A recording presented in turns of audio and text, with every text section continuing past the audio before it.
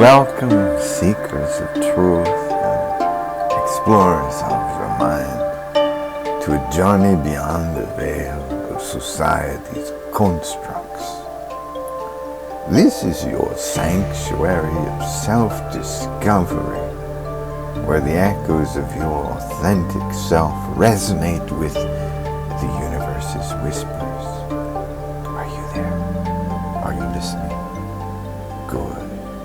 You are tuned in to the realm where psionics and meditation converge, unlocking the doors to your psychic potential. I am your guide through this odyssey of introspection, Dr. Vrilock. Tonight we strip away the layers of labels and expectations. We challenge the narrative that confines us to mere roles and titles. Here we embrace the raw essence of our being, not our credentials. As the glamour fades, what remains in the mirror? Ask yourself, what whispers do you hear when the noise of the world falls silent? Join me as we delve into the world of new psionic meditation and more in this episode on Planet Vrilock Psionics Digerati. So, if we do not truly know ourselves, then how do we recognize other people? Well, for instance, when I was a child growing up in the 70s and 80s, I was given the title John Boy Waldo. Yeah, it was a derogatory name assigned to me by my classmates, insinuating that I was indeed a nerd and an outcast. Well, oh my. Boo-hoo. Well, one day during a game of Nation Ball, I found myself invigorated with the action of this game and utilizing some of my early years of training in martial arts. I dodged every ball that came at me, much to the surprise of my classmates. Now, there were 4 balls. These were basketballs, fully inflated, hard as rocks. Shame on the teacher, you know. He knew what he was doing. Nobody wanted to get hit, obviously. I found myself to be the last man standing, and so this teacher proclaimed me as the winner of the game. And just then, all the other kids from the class, well, those who were the perpetrators of this heinous crime, they decided to pound me with the remaining basketballs until my glasses cracked, slid across the ground, and blood splattered from my ears, nose, and mouth. I mean, it was just ridiculous. An onslaught of sudden violence, right? Well, it is a fact of life. But the teacher stood idly by, just watching. You know, and then, of course, he called the class in so we could grab our stuff and head back home for the end of the school day. So, in retrospect, I do believe I was labeled with prejudice. At that age, I was, of course, not really a nerd or a geek. Not really, not yet.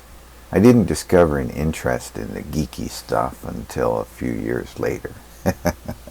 But when I did, I could never turn back.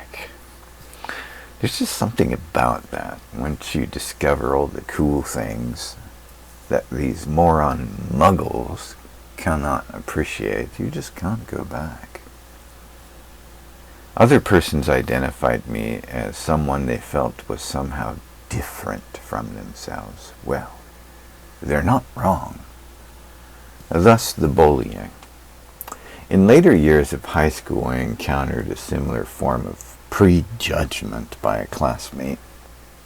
Well, She was telling the class that my leather boots, which were popular at that time amongst the alternative crowd and the gothic and other kids that were into art and fashion. Well, she was saying that these boots I was wearing were a racial statement against black people. Despite my patience waiting for her to finish this rather ridiculous idea, and the class was actually, some of these kids in the class were getting pretty upset, not with her, but with me. And following up with my response to her accusation, there were other students in the class who just got very angry. They set their attention on my back as the bell rang, and it was a transition to recess. But outside of the classroom, my friend Norman approached me with this wide grin, his usual big laugh, "Hey man," and threw his arms around me. I think he was shouting, "Hey Tom." Well, the girl storming out of the classroom with her little army behind her, when she saw my friend and noted that he is indeed black, actually he's Jamaican in ethnicity, and well, he was also gay. So it was very ironic that the people chasing out after me from the class were so readily able to pass judgment on someone that they didn't even know. I think it was a new class. I never made any friends in that particular class. But the teacher was pretty good, that particular class.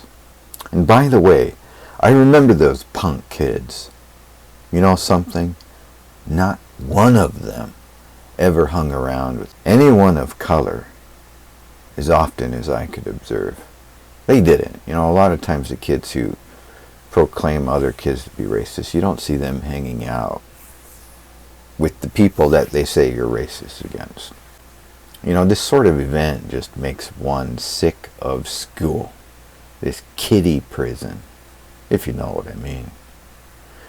I prefer to hang out with people who are real and don't waste my time or challenge my character and my integrity. Yeah, certainly, right? Let me share my personal perspective here. We're embracing the threads of self. In the labyrinth of existence, I find myself entangled in threads that are spun by others, their expectations, the roles that I'm expected to play, societal norms and all of that. These threads obscure one's true essence, like veils over a hidden mirror. But within me lies an ancient knowing, a gnosis, one which transcends mere intellect. It's that whisper I was speaking of, the whisper of my soul, the cosmic memory encoded in every fiber in my very cells. Now then, the occult with its mystique and enigma beckons me to unravel these threads. Oh yes, it does. It invites me to reclaim my authenticity, to peel away the layers until I stand bare before the mirror of self-awareness. And here I encounter my raw essence, the unfiltered truth of who I am. And I must emphasize, I am. It's a liberating dance, shedding the borrowed cloaks and stepping into my own skin. Now, as I embrace my uniqueness, something magical happens. I become a magnet, drawing kindred spirits toward me. These are the souls who resonate with my frequency, who recognize my song amidst the cacophony of existence. They are the companions who laugh with me under moonlit skies and hold my hand through storms. My friends, and my dear club members and students. Well, in retrospect, going back in time, my friend Norman became quite the shoe designer, embarked on his own odyssey. From Japan to the bustling streets of New York, he wove his path with threads of creativity. And I, with my early encounters with the paranormal and the occult, I learned how to wield my inner compass. I honed the art of repelling the negativity of others and attracting the luminous souls who enrich my life. To this day, perhaps, collectively, we yearn for this recognition with the cosmic symphony, with the pulsing heartbeat of the universe. We seek to reclaim our names, not as labels, but as sigils etched into the fabric of eternity. Each of us a star in the cosmic tapestry, contributing our unique hue to the grand design. So, let us untangle, unmask, and re-identify. Let us rediscover our true selves. I am the alchemical gold hidden within. For in so doing, we do not only find our place in the cosmic scheme, but also become co-creators of its unfolding magic. May your journey be illuminated, my dear seekers of truth. To this end, I invite you to explore my life's works at Vrilock.com, where witches and wizards keep the magic high. There you'll find a treasure trove of self-empowerment books on the esoteric and the occult, and psionics and meditation, concentration training resources, and graphic occult novels and journals. Psionic power awaits. True freedom lies in breaking this monopoly on privilege and taking the control. Join us on this transformative journey. Visit the Vrilock Magic Store and discover the keys to unlocking your inner potential. Shed the labels. Embrace your psychic essence. Psionic meditation. Authentic self. Vrilock.com/shop. Place an order or download your favorite multimedia package. And that's all you need to begin. Until next time we gather in this virtual space, let us remember to stay real and true to ourselves, and above all else, keep the magic high. Vrilock, come on.